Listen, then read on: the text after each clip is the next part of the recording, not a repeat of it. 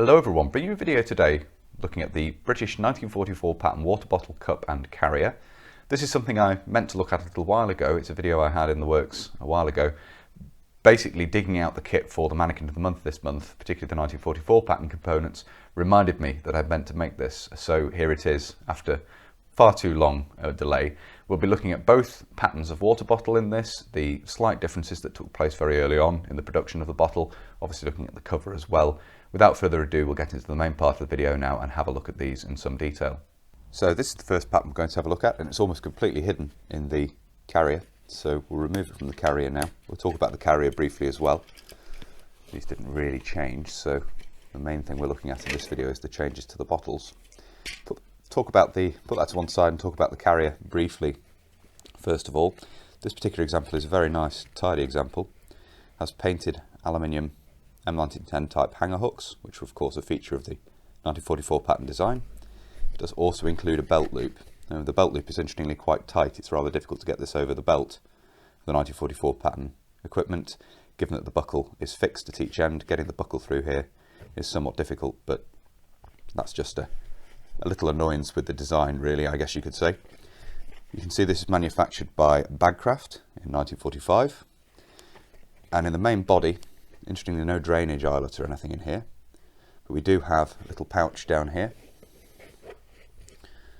for sterilising tablets, I believe, and then you also have a pouch in the rear for a Millbank bag, which is a filter bag, which allows you to, it basically comes down to a point in one corner, a little bit like the shape of a sock, I guess you could say, if you hung it up, and that's something we'll probably have a look at in a future video. And once soaked, you can use it to filter water and then obviously sterilise it subsequently. So you could use it to, the point means that you get a single point of runoff from the bag once it's full. You can use that to fill your water bottle, and then you can sterilise the water as well. So you remove any particulate using the Millbank bag, and then actually sterilise it using tablets. So there it is. Say simple webbing carrier, no lining or anything, but obviously based closely on US practice, as is the bottle. I'll put that to one side. The carrier doesn't really change through the life of the 1944 pattern equipment, so that's a nice tidy example of one of those. As you can see, the bottle itself is also taken from M1910 practice, a metal bottle seated in a metal cup, and they're both made of aluminium. See, the shape is somewhat different though. I believe these are blown aluminium, which is to say that it's blown into a mould whilst soft.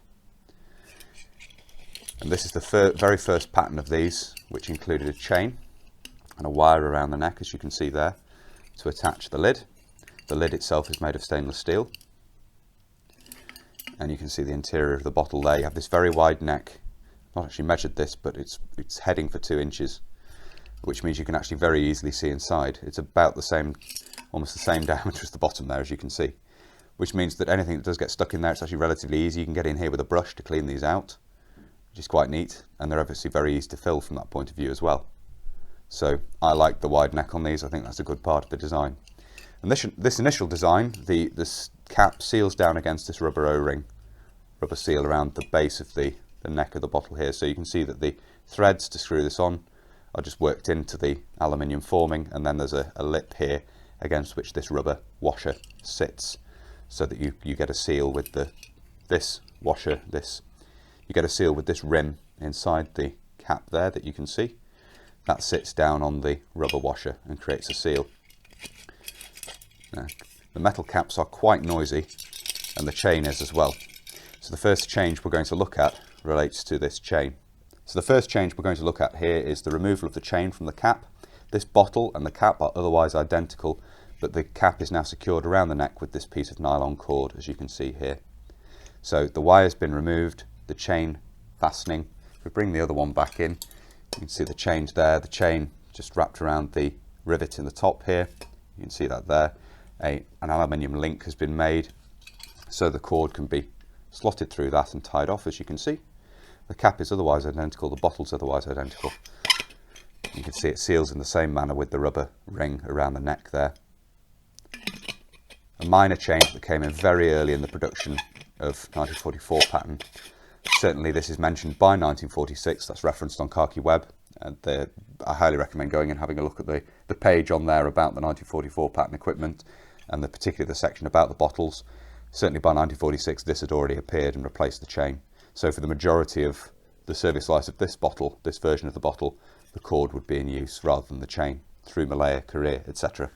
So that's the first little change to talk about. The next change is more significant and really marks the second pattern of these bottles, and that's what we're going to have a look at now.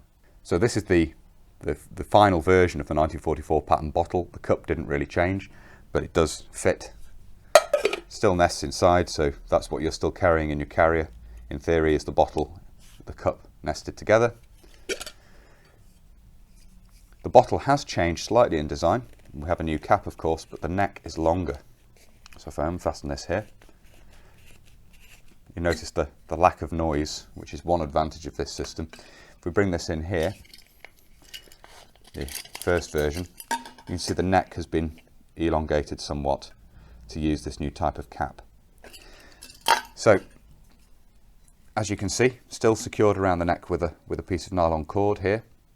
You have the same sort of link on top of the cap to secure the cord, secure the cap in place. This cap is now made of a fairly hard rubber, but it is rubber. You can see it's malleable there. You can just distort it, but it seals itself on the neck, and the neck has been elongated to accommodate this different design of cap. So when the neck screws up inside here, it seals itself against the rubber. So we screw this back on. Sometimes a little difficult to get the threads to line up. You see that's a lot quieter, and the cap seals itself. You've still got that very wide opening at the neck, but that's the final version of this. And these were introduced somewhere in the latter 1950s, possibly around 1956. They do turn up in photographs the latter part of operations in Malaya, and then they're seen extensively in use in Borneo alongside the preceding design. So it's very common to see a mix of these being carried, the newer and the preceding design, together in different carriers, because obviously multiple water bottles will be carried in operations, and it's not uncommon to see a mix and match of these. Obviously the first pattern were not thrown away when these were introduced into production. You would just see a mix of them in use at the same time. So that's the final modification to the 1944 pattern. A very well liked design. These show up right into the 1960s, 1970s in some instances, and the carriers certainly show up a lot later than that as well. But they were very well liked, and they show up into the Falklands War. You see the occasional 1944 pattern bottle and cup in the carrier in use during the Falklands War and through the 1980s as well. So if you could get hold of one of these, they were certainly well liked, and they were kept in use for a very long time, although their numbers would dwindle, of course. I think the last time I've seen one of the carriers in use, last time I've seen one of these in use was on a belt kit in the Gulf, but it was carrying a 1958 pattern plastic bottle, but it was on someone's belt kit in the Gulf in 1990-91. And there are stories of these in use into the 1990s as well, the carriers particularly, much as the bottles weren't seen as much by that point. So a very well liked and a very long-lived design. So there we are. I hope you found it interesting looking at this. I certainly think the 1944 pattern water bottle is a very good design. I think it's an advance on the M1910 on which it was based. Obviously it was a long time coming really. The British Army had used the various versions of enamel felt covered water bottles for a long time, and the 1944 pattern is a great advance on that. And obviously it wouldn't become standard issue really at all. The felt covered enamel water bottle would carry on in use to some degree at least until the introduction of the plastic 1958 pattern water bottle, which is obviously derived from the 1944 pattern, has the wide neck and so forth. So hopefully it's been interesting looking at this. If it has and you'd like to see more of this sort of thing, please do consider subscribing to the channel if you haven't already. And whether you're newly subscribing or you've previously subscribed, please do make sure you hit the little bell, the notification button down below. That will of course alert you when I upload future videos. If you really like my uploads and you would like to support the channel, you can. Both Patreon and PayPal are linked down below. And as ever, a huge thank you to everybody who supports the channel using those two methods. It's greatly appreciated, as I always say. Thank you all very much indeed. If you'd like to follow the channel on social media, you can. Facebook, Instagram and Twitter are all linked down below. And if you'd like to get in touch but you don't really use social media, there is of course an email address down there as well. That's everything for this video, so until next time, bye for now.